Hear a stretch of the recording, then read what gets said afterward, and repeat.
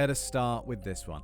Let's get the spoiler alert out of the way first and foremost, because I'm going to lay it all bare right here. But before we do, please make sure you hit like on the video if you think that Primal is as awesome as I do, and subscribe if you're new. I've got bags of Primal stuff on my channel already, and loads of cool stuff coming up. You will not be disappointed. You might be disappointed. People generally are disappointed with me in life. That's just the way it is. But, hit subscribe anyway. So it's been a pretty amazing season so far, hasn't it? I mean, not without its shortcomings perhaps, but it would take an epic fail of a finale to mess it all up, wouldn't it? And I mean, it's almost a case of the opposite, isn't it? Like, the real danger is that it doesn't live up to what we're all expecting it to be. And, I don't know, the jury's out for me. I mean, you guys know me. I love Primal. I was always going to love Season 2 no matter what happened, really. So I'm a little biased, but I have got mixed feelings about this finale. This video is going to focus primarily on the finale, and I'm going to do another video real soon to talk about the whole of Season 2 as a whole. So we left off at the end of the last episode with Kamau saying goodbye as our characters sailed off into the moonlight. By the way, I love the idea of Kamau and his homies in control of this huge, massive ship now and just sailing it around the place, taking it back to his homeland, going, check out my fucking ark! Oh, wait. Do you think he still has a tribe left, actually, or were they all slaughtered? I don't know. Whatever. This ep begins with a flashback of young Spear witnessing his father's death at the hands of a pack of Smilodons. It's a very important moment in the overall story, as it's where the torch is handed down from father to son, and the rest of the tribe seem to look to him as protector. Maybe. Now, when you look at the dad, you'll see how much more primitive he looks than Spear. And I have a theory about that I'll put in my theory video that I hope to have uploaded in the next day or two. But yes, we see how, even though he's just a young boy, he can really handle himself with a rock, and this might be the first time he picked up a spear and earned the name. The Smilodons look badass. These predators that supposedly evolved specifically for killing humans rip through a few of the tribe's members before the dad gets his beast mode on. The eyes turn red and he looks badass. And oh yeah, and he takes the fight to them. Unfortunately, he is killed in the process, and Spear inherits his necklace of teeth, a trophy that would have been an important symbol in the makeup of this tribe. Now, considering that this is the first that we've seen of Spear's backstory in 2 seasons, my guard instantly went up here and I started thinking, we're losing Spear, aren't we? Yeah, we're losing him. But then Deluded Me was like, nah, he'll be fine. Just put it to the back of your mind, it'll be fine. Cut back to the present as the group arrives at Mira's home turf, which is her turn for a flashback. We see how she was in love with this dude before being taken by the slavers and branded with the scorpion sigil. And it just occurs to me right now that actually branding to the skull must have been hella painful. You know what I mean? Because there doesn't seem to be that much skin. They're pretty much branding straight into your skull bone, aren't they? I mean, not that there is such a thing as comfortable branding. And yeah, we see their brutality here. We see how they treated the slaves. They were, killing them mercilessly. And seeing this makes me think, yeah, okay, those of you out there who thought that the slavers should get no mercy at all, yeah, I'm kind of more with you guys now. The group travel to find her people, and there's this feeling that Spear and Fang aren't going to quite fit here. And I find it really funny that this tribe did this, like not knowing these two have laid waste to villages and cities and uncountable enemies. Like, what chance do they think they're going to have? Obviously, they don't know what killing machines they're dealing with here, but still, it's funny. They thought they'd have a chance. Mira shows them to a house that they can live in, and there's 100 reasons why this isn't going to work. But the bottom line is, it's just not their natural habitat. And there's a feeling that, Fang might stay in the village, but Spear is probably going to go off by himself. Oh, and I just noticed Fang took the bed and Spear has to sleep on the floor. I love it. Because Spear is kind of cool with it. He's just like, you have it. Don't worry, you take it. What a gent. They quite quickly see the fire demon approaching. I told you there's no hiding or sneaking up on people when you're emitting a plume of smoke that can probably be seen from space. This guy manifests a huge sword that he uses to shatter the earth beneath their feet, then blasts out a huge blast of fire before turning into a huge snake. Like, when you see it from a distance, you see how big this thing is. Like, it wraps up the whole mountain. Spear and Fang escape up the mountain, but soon get cornered at a precipice. Fang gets flamed, which sends Spear into caveman overdrive, and even though he gets blasted with flame, we get this moment where Spear just fights through the pain and leaps at the fire demon anyway. And I mean, how hard as nails is Spear? He just doesn't give a fuck. He manages to push the demon over the cliff before bouncing him all the way down the side of a mountain.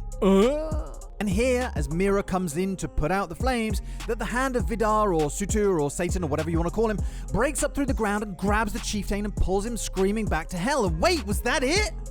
I thought that was just round 1. How can that be it? Fang looks fine apart from smoking a little bit, and I'm kind of pissed off that she wasn't involved more in this fight. Of course, there's probably not a lot she could have done against the fire demon, but I think that's what I was looking forward to the most, you know, seeing how these two figure out how to take this guy down. Given that they can't even get near him without getting burned, or seeing that he can manifest weapons, or you get what I'm saying, right? Anyway, Spear is taken back to the village in a pretty bad way, and it's quite hard to see him like this, isn't it?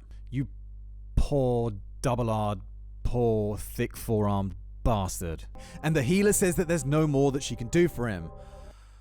Oh my god, really? Fang and her baby scream in agony and can't bear to watch, so they take off.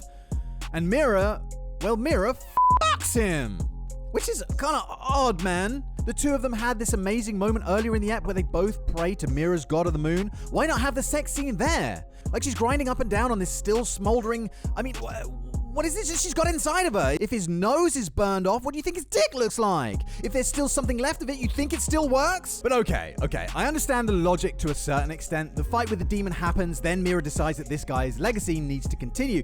So she does what she does, and that's the sequence. But I think the point is that up until this point, their relationship hasn't been anything to do with sex. Spear has done all of this because he's in love with her, and that's all there is to it. So in that way, it's very beautiful. The only word he ever says is her name, so he was clearly really enamored with her.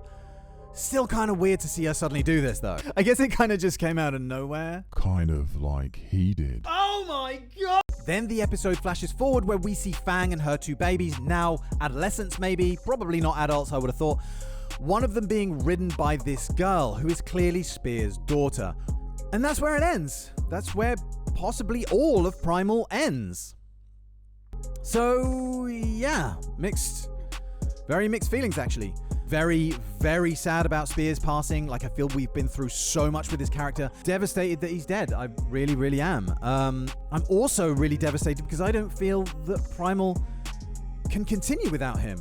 Even if it centers around his daughter for the next season, how can it possibly be anywhere near the same? But like the last episode, I feel like they rushed this one. The fight with the fire demon was kind of a letdown. Like, I thought what was there was good, I thought it was just not enough of it. Especially considering we spent the last 3 episodes with a completely different villain. Like, I love the Egyptian stuff, I really did. But looking back, wouldn't you have rather have spent those 3 episodes in the Chieftain storyline? But for me, the main reason this was a little bit of a letdown is the fact that this team-up was the strongest part of the show, and that in this fight, the two didn't actually fight together to overcome the big villain.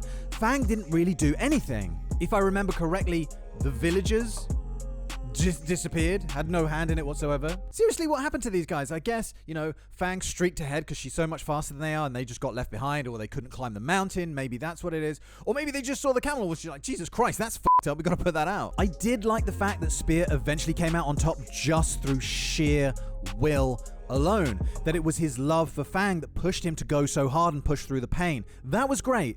But then just pushing the bad guy off of a cliff and having him hit the side of the cliff a few times, that was not enough to beat him in my book. So I don't get why the giant hand of Satan suddenly came up and snatched the Chieftain out of the fight at this stage. Like, there's no way he was beaten here. I feel like I missed something. Like, was there a small print in this contract right here that if you bump your head on a rock 3 times, deals off, man, I'm taking my powers back, I can't be dealing with that shit? Doesn't make sense to me. But overall, I still loved this ep. It was just that last fight that we've been building up to the whole season just let me down just a little bit. But the stuff with Spear's backstory and his dad was awesome. Mira's backstory was alright. That feeling that Spear was never going to settle in with other humans was really good. The stuff with the dino babies that I haven't even mentioned yet, it was absolutely adorable. And it was really good to see them reaching adulthood. The most epic bit though was with Fire Spear, and as I said, just through sheer will alone, bursts through the flames to attack this guy that he's got no chance against, realistically. Epic, absolutely epic. But wait, why would he give him all these powers, all these amazing powers? And then he was just like, no, oh wait, you're embarrassing yourself. No, I'm taking it back. Anyway, listen, these are just my initial thoughts on the finale. I'm going to talk about this more in my Primal Season 2 full season review when I've rewatched the whole season. And once I've had a chance to let this sink in and think about it a little bit more. Just in very quick summary, I absolutely really enjoyed watching this season as a whole. I loved each ep in a different way. And when I was away from it, I found myself still thinking about it. But I can't deny that this finale has left me with a slightly disappointed feeling. Again, I don't think it ruins the whole season for me, but I'll expand on that more in that video. But let me just say for now, guys, that I feel like we've been on a real epic journey through Season 2, and I just want to say a huge thank you for experiencing it with me. I feel like we've experienced a hell of a lot over the last 10 eps, and I'm really happy that you guys were there to experience it with me. Let's raise our glasses to Spear, a character that will be remembered for a long time to come. He gave us some incredible moments, and he will be missed. We need some bagpipes in here, I feel. Please get in the comments and let me know what you thought of Season 2 overall, and whether or not you think Primal's going to continue for a third season, and what that would look like. Keep an eye on the channel this weekend because there's going to be a few Primal videos going up ASAP. And until then, let me invite you to get out of my head.